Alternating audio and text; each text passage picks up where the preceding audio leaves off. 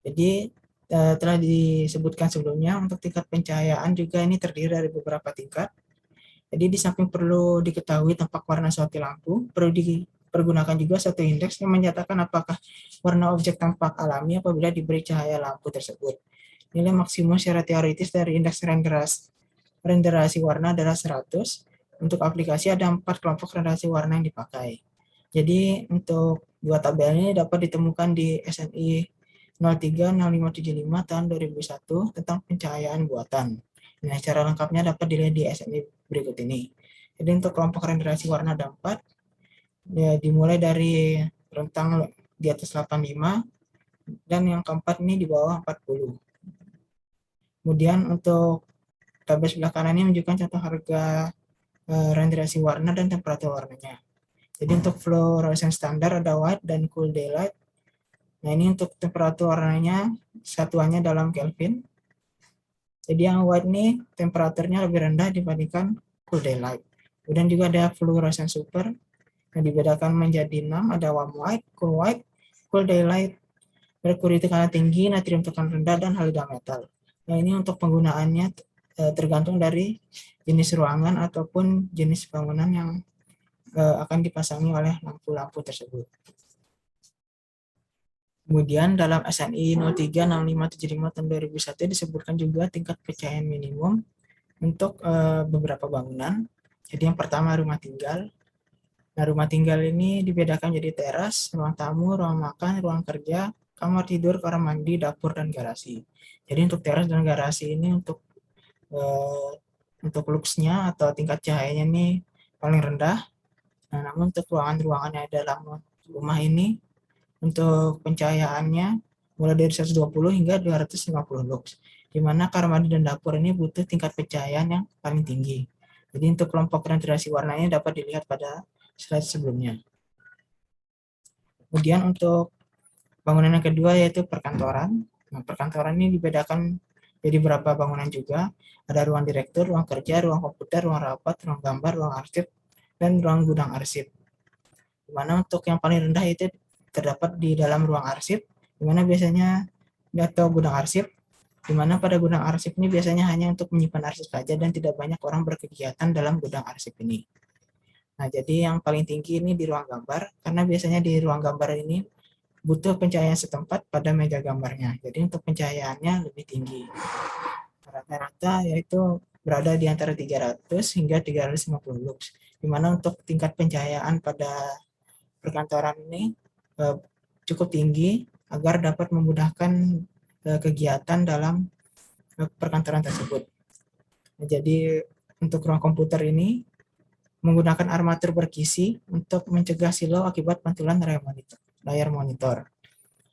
Jadi armatur itu sudah dijelaskan sebelumnya, yaitu rumah lampu yang digunakan untuk mengendalikan dan mendistribusikan cahaya yang dipancarkan oleh lampu yang dipasang di dalamnya. Dilengkapi dengan peralatan untuk melindungi lampu dan peralatan pengendali listrik.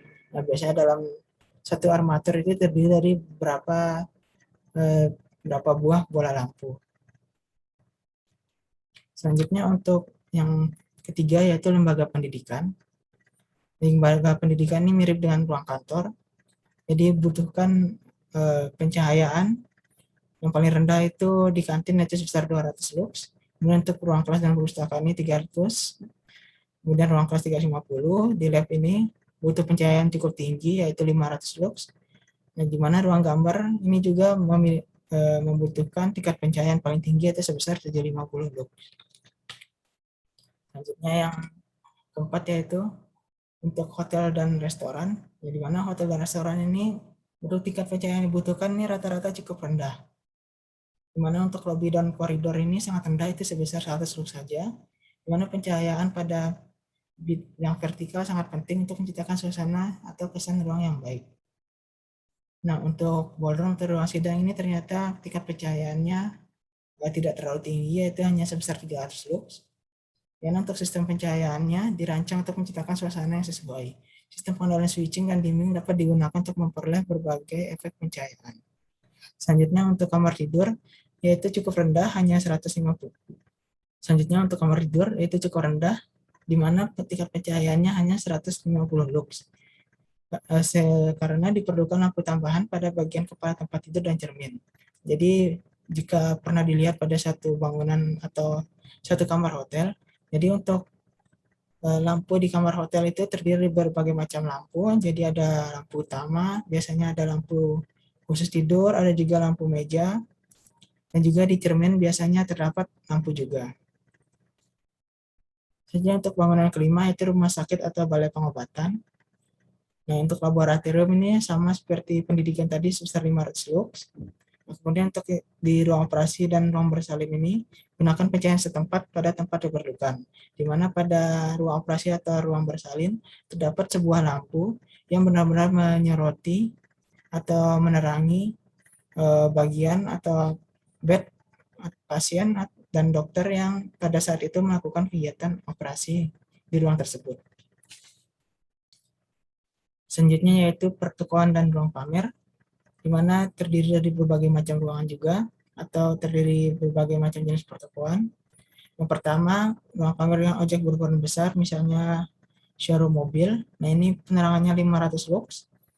Jadi tingkat pencahayaan ini harus dipenuhi pada lantai untuk beberapa produk pencahayaan pada bidang vertikal juga penting.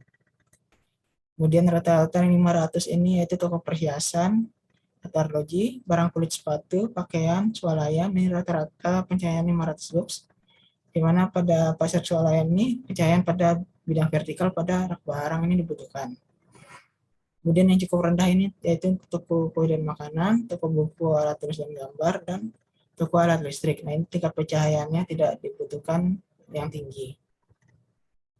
Untuk bangunan selanjutnya yaitu untuk bangunan industri atau bangunan umum. Nah, ini dibagi dari berbagai macam juga.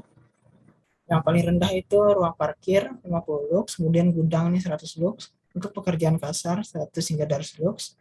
Pekerjaan sedang 200 hingga 500 lux. Pekerjaan halus 500 hingga 1000 lux.